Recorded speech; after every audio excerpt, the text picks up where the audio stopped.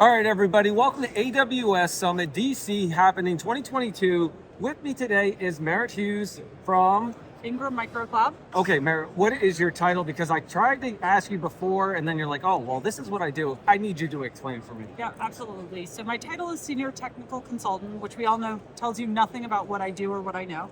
Effectively, I lead what's called the IaaS administration team here at Ingram. And what we do is help our AWS partners understand AWS billing, account management at scale. AWS tends to think of AWS accounts as a one-for-one equation, maybe an AWS organization. I have partners who manage 20, 30 organizations. I have management of over 800 AWS organizations. Now, we will be talking about AWS billing, but we don't have a full-on session for this. That could take us probably to 2023. Yep. Okay, I have a couple questions. You're known as the AWS billing geek. I know it's self-proclaimed on LinkedIn, but truly you are. I've had you in a couple of sessions. We've worked together. In fact, the last time we got together was AWS SKO in Chicago 2020. Yep, exactly. It was the last big event before we all shut down and went back home for the season. Okay, as an AWS billing geek, really, what do you do? I mean, I know you actually get called into AWS to help them sometimes and understand it, because of your expertise in understanding their curve file. We'll actually talk about it in a few moments. But really, how do you help? So the AWS CUR is really just a very extensive, incredibly overly detailed collection of data points, which more or less correlates to what is in your cost management console of AWS. Those things are not actually exact replicas of each other. They report data differently. So if you ever look at your forecast information on your bills page versus on Cost Explorer, you'll see different data. It's its own frustration. So a lot of what I do is take all of that extra data, help you distill it down to exactly what you need to do to figure out how to bill correctly. And how you bill correctly depends on your use case. So what might be correct billing for you is not how this partner needs to bill, because they have different models. So my general answer is if I have 10 partners, I have 15 business models, because one partner may have 3 different business models for pure resale, managed service provider, and some sort of hybrid offering. So there's a whole bunch of stuff in there. And the real challenge is AWS built the billing console in the CUR to work with large scale enterprise. And that's the primary model that they serve. For an ISV who's trying to just do chargebacks, maybe they spend $300K a month on AWS. They don't have elaborate cost centers. They've got prod, they've got staging, they've got QA, and they need to know where it goes, but they don't need full elaborate tagging and RI chargeback. And the CUR's not built for that, because it's giving you all the data to do Netflix level chargebacks. So trying to distill that down to the usable, relevant piece. Is a curve file easy for someone to cipher if they were helping out? No. Okay. Do they offer decryption classes for the curve file? No, not only does AWS not offer decryption classes, they don't even offer any training around AWS billing and management. There are small components of cost-related factors in various certification exams, but there isn't a certification, much less even a training module, really dedicated to billing, only to cost optimization. I talked to the training and certification team a fair amount and have been asking them to deliver that kind of training, because I do find it a bit of a shame that I'm the one providing the training, although it has worked out well for me in a career standpoint. All right, so I know the curve file is very extensive, and you are definitely, I once called you a guru, and you corrected me that you're a billing geek, so we'll keep with the billing geek. Let me switch gears a little bit and talk about, there's a topic you want to mention with regards to accounts and making sure that the contact information is correct. First of all, why is that big? Why is that important? To me, it just sounds like I'm just going to go update like my LinkedIn contact information AWS. For AWS, it matters. So there's a few different types of contact information in your account. Most people think of the root domain, right? And what email address is associated with that. And we're going to come back to there. But there's other contact information in there. There on the My Account page, there is your company name, your company phone number. People like to put your switchboard in there. Don't put your switchboard in there, because that's the phone number AWS will call if there's a support ticket or you're trying to troubleshoot MFA. Your switchboard, not going to know how to handle that, if you even have a switchboard. So keeping that contact information up to date, but also there's a security and operations contact. You also want those kept up to date, preferably with distribution lists rather than individual contact emails. because those are the email addresses that AWS copies in addition to the root domain when there's an EC2 abuse report, when your VPN tunnel is having issues, when they're going to deprecate a service. You know, I got one the other day for a specific type of Lambda script is going to be deprecated soon. If that's just going to your root domain, most people don't monitor their root domain, but your security and operations contacts need to know that these things are happening. DLs all the way. Please don't use John at company.com, because if John's on vacation. Another thing we found is, as everybody has changed roles within the last year and a half, as companies have gotten acquired, those people aren't even there anymore, or they've changed roles, or your domain of your company has changed. I have a partner who is currently locked out of 6 accounts because they had a subdomain, so subdomain.customer.com. They got acquired. They're now provider.com, and it's been 5 years and nobody caught that they had this subdomain issue, and they can't recreate the subdomain because, it turned out that was never a valid subdomain to begin with, so they can't recreate it for a company they no longer are. Right? So go through these things now. If it's gmail.com, for the love of God. I get very worked up about these things, but as I said earlier, I have 800 management accounts. I run into edge cases all the time. I'm the person who has actually found out you can have 2 AWS accounts with the same root domain at the same time. Wait, I thought that wasn't possible. There's an edge case for it if one of the accounts is mid 2017, because it's still associated with the Amazon account. Okay. Right. So I run into a large number of edge cases that I'm trying to help solve. So really, when John said, "Hey, you should do this. What do you want to talk about?" I was like, "Oh, I've got topics," because of the scale I operate at. Because as I said, most of Amazon, if you think of your Amazon account manager, your Amazon PDM, they have between 1, maybe 10 partners or 10 customers. Okay, well, that's real cute. That was where I was at 10 years ago. You said that's real cute. Right? Go ahead, yeah. Right, but that's where I was at 10 years ago, because I've been doing AWS billing since May of 2012. I booked our first AWS deal 10 years ago this month. Well, congratulations. Yep. I feel like I should throw like poppers all over the screen or something. Please don't. I'm going to insert them later. But so it is one of those, I've had to learn a lot of lessons the hard way. A lot of them. And I want to help other people not experience my pain. You mentioned that we were here talking about the MFA and the checks for well-architected review, and you believe that the contact should be part of the well-architected review, or what's the story behind it? So MFA is this great tool we have to keep things safe, right? So for MFA, for our IAM users, it's probably Microsoft Authenticator, Google Authenticate, whatever it is on your phone. For your personal IAM, that's fine. For your root domain, if I have root domain to an AWS management account for my company tied to my phone and something happens to me or to my phone, I'm locked out.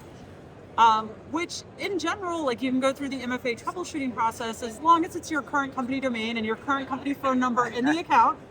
State all the previous stuff we talked about. If it's all current, this will be easy for you. If Easier.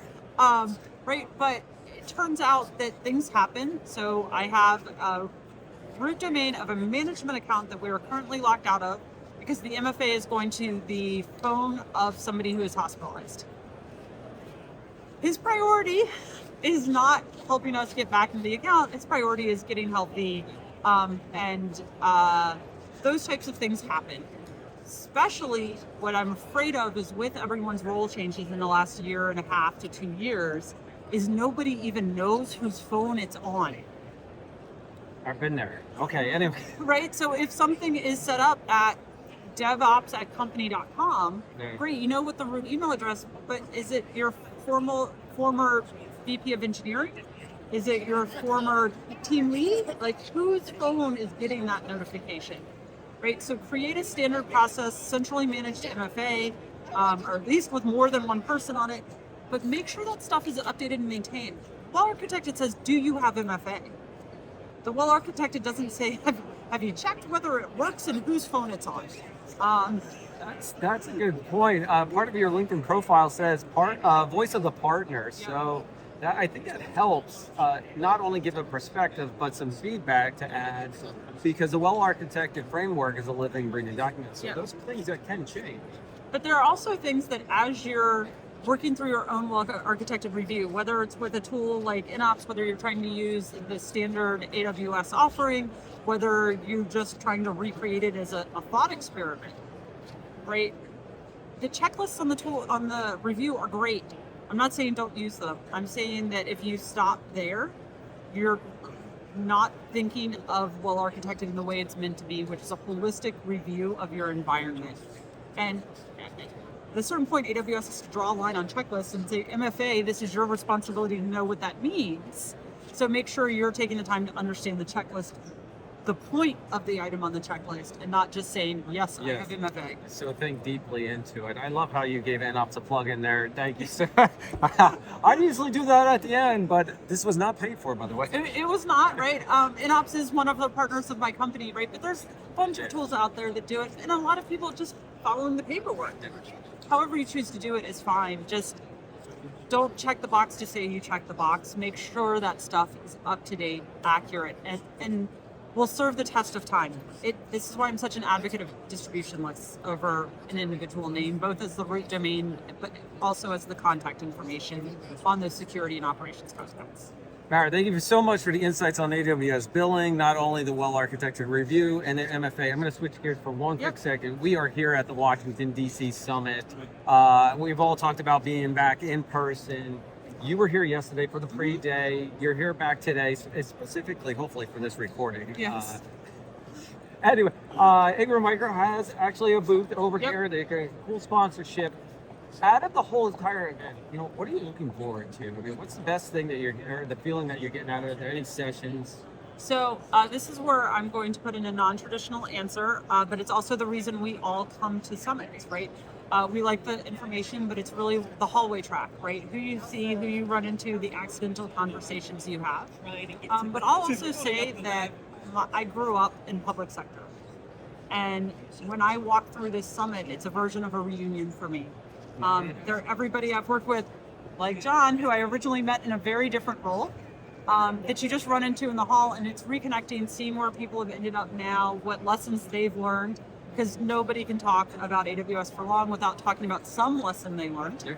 And sometimes it's just, hey, there's a cool new feature out, and sometimes it's, oh, let me tell you about getting locked out because of MFA, right? But making those connections again has been really important. And what I really like about the smaller summits is, unlike reInvent, where there's just this crush of people and you don't get a chance to talk to anyone because you're getting steamrolled in the halls. At these smaller summits, you really get a chance to connect with new people, but also reconnect with the folks you've worked with in the past. You get a chance to rebuild or build new relationships, networking. I actually look forward to these events to network, and I find a couple of the sessions that I'm like, oh, this is interesting.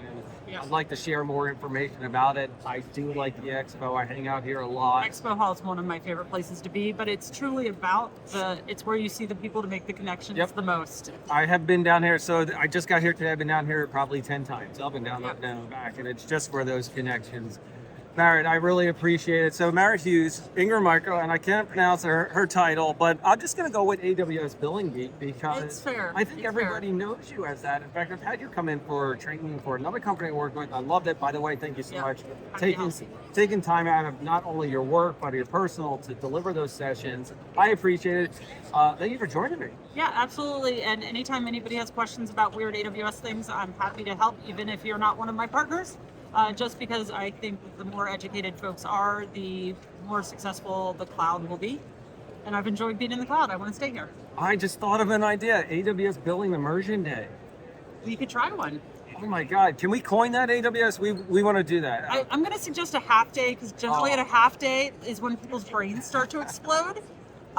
So my general rule is if at the end of about an hour and a half your brain doesn't hurt, it means you're not understanding. So I think a full day is too hard, but I think we could definitely do some mini sessions. I don't get into the billing, it's accounting, and I look at it and be like, there are experts for this, so I will leave it to the experts. This is where I'm going to make a controversial opinion. I've had several today already, and we've only been talking for a few minutes. AWS billing is not an accounting issue. AWS billing is an architecture, design, and communication issue. Because engineers are the ones who determine your costs.